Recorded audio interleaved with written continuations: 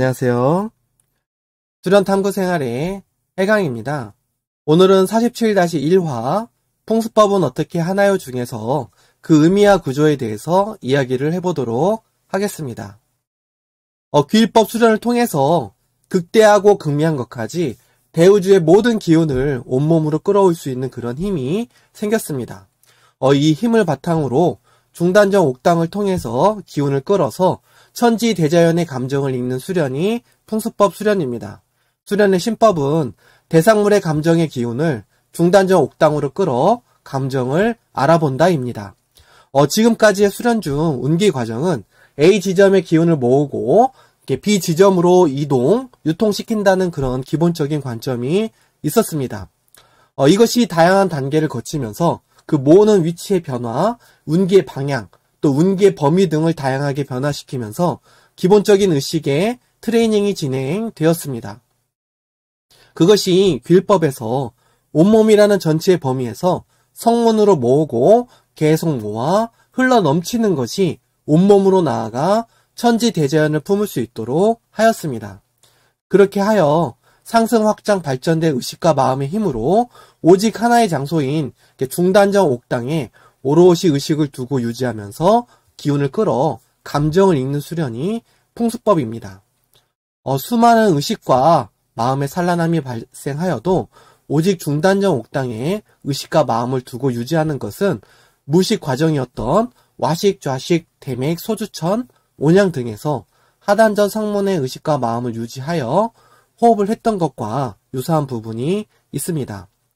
대주천 때나 일월성법 때에 중단전 옥당을 기준으로 해서 운기를 했던 경험이 있어서 수련하는 방법 자체를 생소하고 어렵게 생각하지 않으시면 되겠습니다.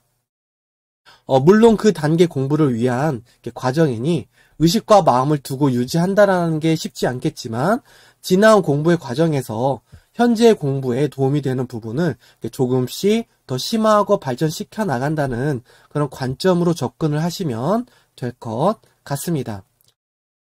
이것이 꾸준한 복습과 생활 속의 실천이 중요한 의미 중 하나가 되기도 하며 이런 과정에서 이렇게 단련된 의식과 마음의 그런 힘과 컨트롤은 이후 수련을 하는 데 있어서 큰 힘이 되겠습니다. 게다가 자기 자신의 의식과 마음의 힘이 커지는 만큼 자기 자체가 커지고 밝아지며 또 그 힘을 어떻게 써야 하는지 또 생활 속에서 그런 경험과 체득으로 조금씩 알아가게 되면서 점차 자신의 존재 의의와 그 가치에 대해서 다시금 돌아보게 되는 것 같습니다. 풍수법의 수련 의의는 천지 만물의 감정을 읽다입니다. 중단전 옥당에 있는 여의주를 통해서 산이나 강, 바다 등 자연물의 감정을 느끼고 이해할 수 있게 됩니다.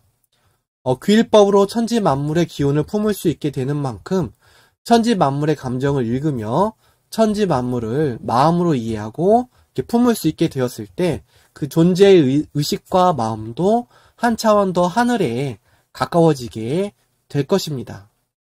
풍수법 수련을 하는 것에 대해서 좀 더 쉽게 이해를 해보도록 하겠습니다. 앞서 이야기를 하였듯이 하단전에 축기하듯 중단전 옥당의 기운을 끄는 것이고 중단전 옥당은 이전 단계, 특히 일월성의 월법을 통해서 중단전 옥당의 기운을 모으는 것을 충분히 해보셨을 것입니다. 그래서 그때의 의식 두는 법과 또 스스로 의식을 두었다는 그런 감각을 활용해서 수련을 하시면 도움이 되겠습니다. 기본적으로 기운을 끌어서 중주에 유지시키는 것이 중요한데 자칫 희미하게 느껴지는 그런 감정의 기운을 분석하려고 생각하거나 판단하려고 하면 중주에 유지되던 기운은 이내 흩어져서 수련을 지속하기가 힘들어지게 됩니다. 수련을 하면서는 무언가를 분석하려고 하지 말고 최대한 여의무심함으로 중단전 옥당의 의식을 두고 유지하는 것을 잊지 않으셔야 수련의 효율을 충분히 높일 수가 있습니다. 풍수법은 단순히 어떤 감정을 알아맞추는데 그 의의가 있는 것이 아니기 때문입니다. 초기에는 감정을 이렇게 명확하게 구분하지 못한다 하여도 감정의 기운을 중주에 모아서 꾸준히 유지시키는 것에도 공부의 의미가 있기 때문입니다. 그래서 대상을 지정하여 중단전 옥당으로 감정의 기운을 끌다 보면 어느 날, 어느 순간 불현듯 감정이 올라오는 때가 생기게 됩니다. 그렇다 하여도 그것에 의식과 마음을 뺏기지 마시고 신법을 걸고 수련에 들어가기 전 상태와 수련을 통해 감정의 변화가 어느 정도 인식이 될 때까지는 최대한 생각과 판단을 내려놓고 오직 감정의 기운을 끌어오는 것에만 집중합니다. 또한 감정은 물질적인 한계가 없어서 변화무쌍할 수가 있는데 그래도 가장 감정 변화의 유동성이 적은 대상물부터 시도해서 수련을 합니다. 대표적으로 산을 중심으로 수련을 진행하며 조금씩 숙달이 될수록 국가나 도시, 강이나 바다 등을 끌어서 읽어보시면 되겠습니다. 혹시나 중단 전에 자신이 살아오면서 형성한 어떤 핸디캡이나 트라우마처럼 감정의 찌꺼기가 많이 남아있는 경우에 그것에 의해 끌어오는 감정의 기운이 있는 그대로 제대로 인식이 안 될 수가 있습니다. 그래서 중단전을 어느 정도 맑고 투명한 상태로 닦아놓고 수련을 하면 좋은데 가장 기본적인 것이 풍수법 때 배우는 행공을 통해서 중단전을 충분히 닦고 수련을 하는 것입니다. 또한 생활 속에서 감정의 끄달림이 적어지면 적어질수록 기본적인 유일무심함으로 자신의 마음의 힘을 단련하게 되면 중주가 좀 더 맑고 투명한 상태가 유지되면서 새로운 변화를 빠르게 인식하는 것이 가능해지게 됩니다. 이처럼 본격적으로 대상의 감정의 기운을 끄는 풍수법을 이루게 되면 자신을 둘러싼 천지 대자연의 마음을 알게 됩니다. 무생물 또한 단순한 대상물, 이제 그런 것 또한 감정이 있음을 알게 되면서 조화에 대한 깨달음이 조금 더 깊어지게 됩니다. 보이는 것이 다가 아님을 알게 되고 움직임이 없어도 대상이 존재한다라는 것에 대해서 알게 됩니다. 그간 인간의 역사는 자연 현상에 대해 어떤 왜곡된 기준과 판단으로 마치 종교화해서 바라보던 그런 관점이 점차 과학이 발달하면서 현상의 근거를 탐구하면서 조금 더 체계의 논리 합리의 관점으로 바라보게 되었습니다. 이것이 현실을 보는 힘을 이렇게 많이 키워준 것도 사실이나 현재의 과학 수준으로 인식할 수 있는 것 이상의 것에 대해서는 무언가를 인식하는 힘을 이렇게 약화시킨 것도 사실입니다. 과학조차 중세 때의 과학을 지금의 과학으로 보면 허무맹랑하고 현재의 이치에 맞지 않는 부분들도 많습니다.